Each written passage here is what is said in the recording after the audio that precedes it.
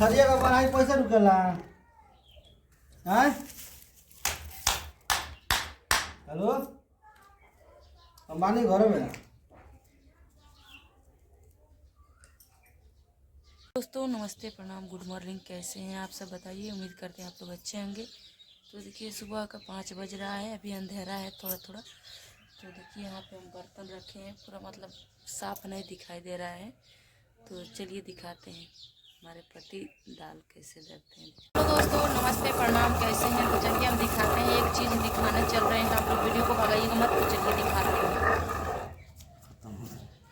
तो देखिए ये क्या कर रहे हैं, ये क्या होगा जी, ये क्या होगा। हाँ। इसको पकाया जाएगा किसमें, आग में। कुकर में। छरिया का बनाई पैसा रुकेला हैं?